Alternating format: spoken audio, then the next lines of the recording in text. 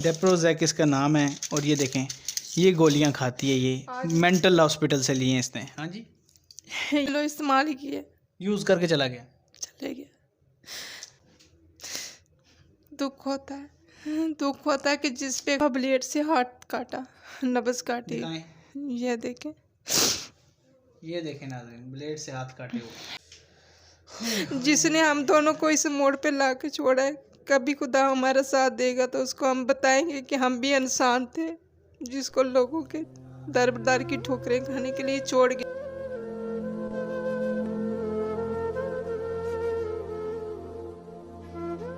अस्सलाम वालेकुम नाज़रीन, मैं हूँ सैयद बासित अली। आज की कहानी एक ऐसी लड़की की है जिसे सुनकर आप ज़रूर कांपेंगे और रोएंगे कि ऐसा भी होता है। एक लड़की जिसे एक लड़के से मोहब्बत होती है, और वो दोनों, ननकाना साहब की ये बात है, मोहब्बत में जो है छुप के शादी करते हैं, अपने घर वालों से भी छुप के शादी करते हैं।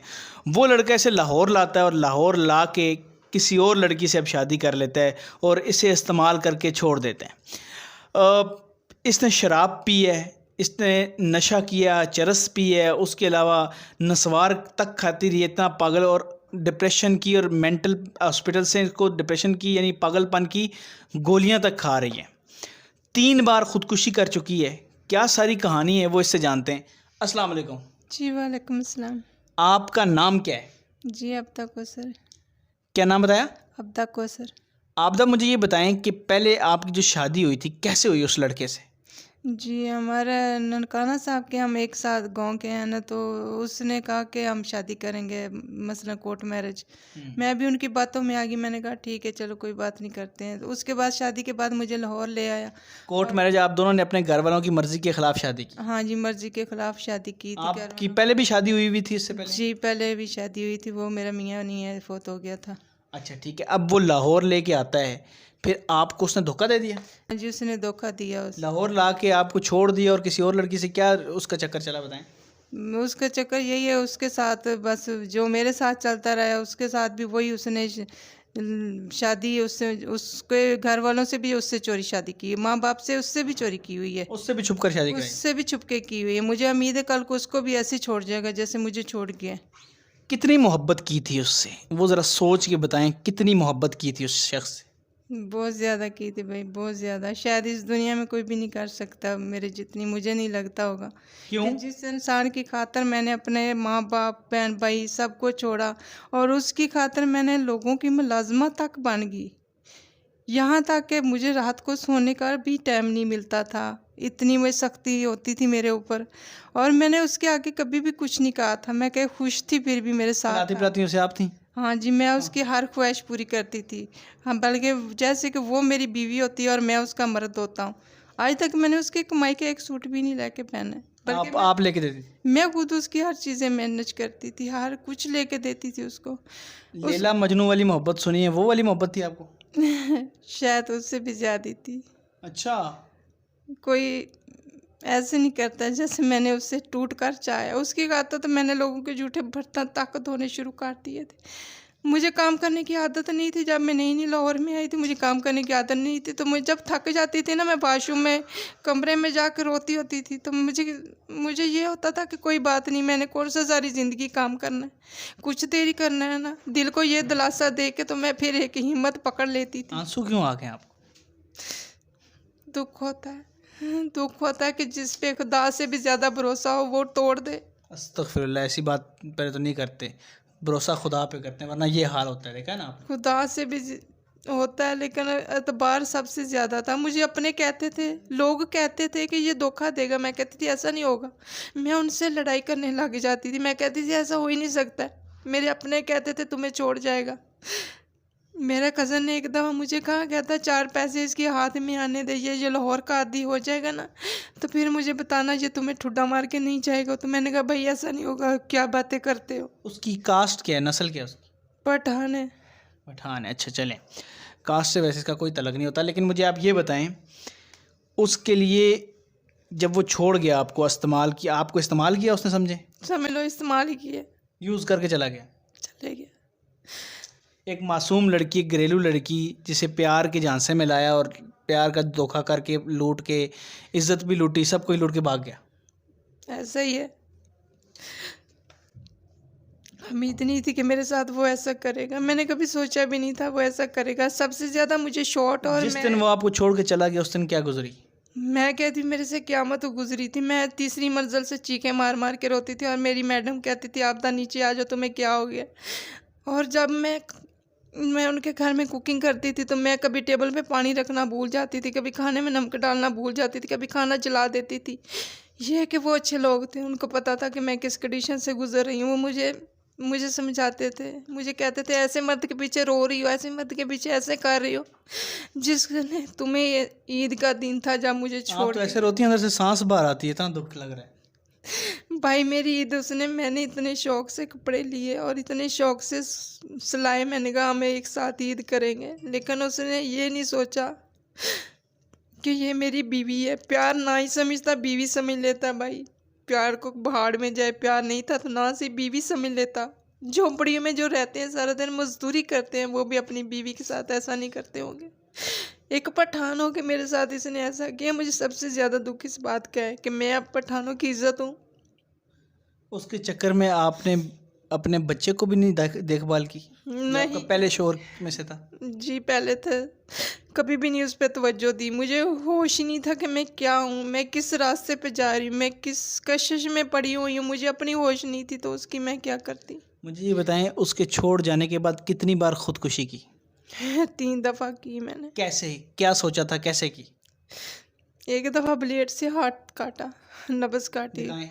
ये देखें, ये देखें नाज़रीन, ब्लेड से हाथ काटे हुए, नब्ज़ काटी है इसने अपनी, देखें। और उसके बाद काफ़ी मेंटल हॉस्पिटल से मेडिसिन भी लेके खाती रही हूँ। दिखाएं। कभी सोचा नहीं था ऐसा करेगा मेरे साथ। इसका क्या नाम है? डेप्रोजैक इसका नाम है। और ये देखें, ये गोलियां खाती है, ये मेंटल हॉस्पिटल से लिए हैं इसने। हाँ जी।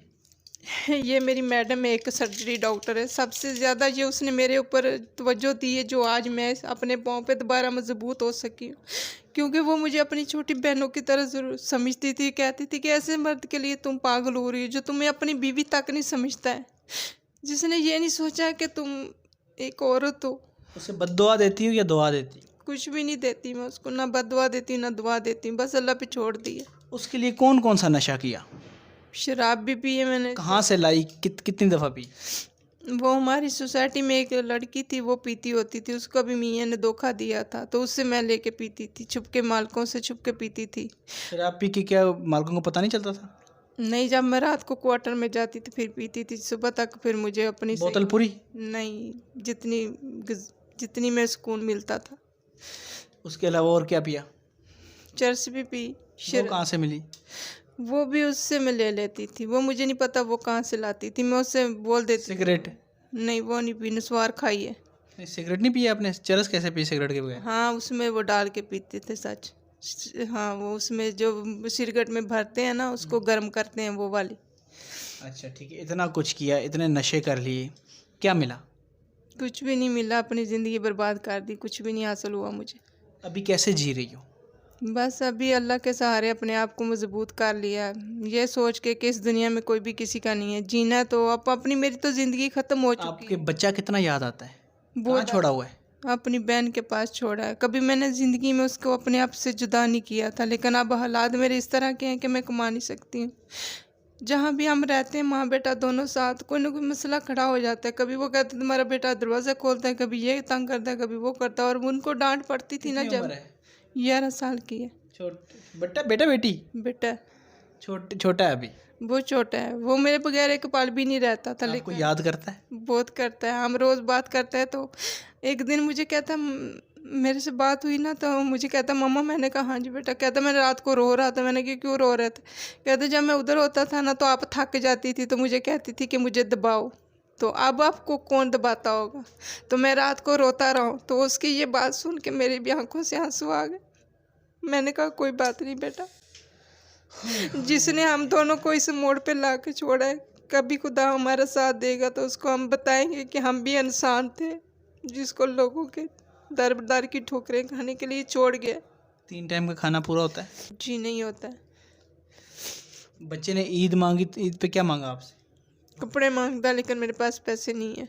क्या कहता, क्या कहा उसने? वॉइस नोट भेजी आपको, क्या कहा? मुझे कहता मम्मा आपने मेरे लिए कपड़े लिए। मैंने कहा नहीं बेटा अभी तो नहीं लिए मैंने, मेरे पास तो भी पैसे भी नहीं है। तो कहता फिर आपने अपने भी नहीं लिए होंगे। मैंने कहा नहीं मैंने अपने भी नहीं लिए। मैंने कहा मैं अपने तो रहने दूंगी, आपके ले लूँगी। कहता अगर आपने अपने नहीं लेने तो फिर मेरे भी रहने देना। आपसे प्यार बहुत करता है? बहुत करता है। आप उससे कितना प्यार करती हैं? शायद मेरी ज़िंदगी वो है बस। अब मेरी ज़िंदगी जो है अब उसकी अमानत है, उसके लिए मैं जीऊँगी। वरना ना जीती? नहीं वरना ना जीती, वरना मैं अब दुनिया छोड़ चुकी होती। क्या चाहती हैं आप लोगों से, क्या चाहती लोगों से यही चाहती हूँ कि मेरी हेल्प की जाए, और ये मत समझना कि मैं भीख मांग रही हूँ। नहीं, मैं एक मजबूर हूँ। हिम्मत नहीं है मुझ में अब कमाने की। जब तक हिम्मत थी मैंने कमाया, अब मेरी हिम्मत मेरा साथ नहीं देती है। यही चाहती हूँ कि बस जितनी भी हो सके मुझे मेरी हेल्प करे। अपने बच्चे का मुस्तकबिल बनाना है? ना तो मेरे पास घर है, ना हमारा घर होता तो हम मजदूरी करके अपने बेटे को शाम को अपने पास रखती।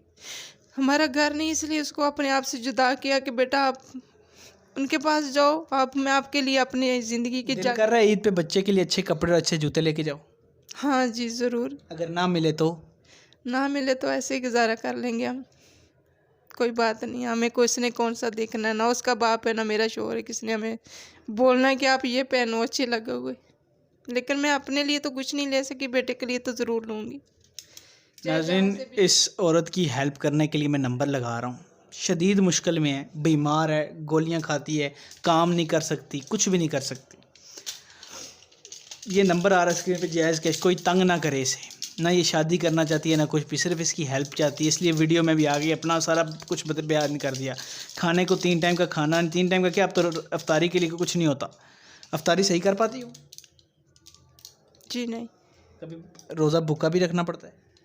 हाँ जी ऐसा ही है।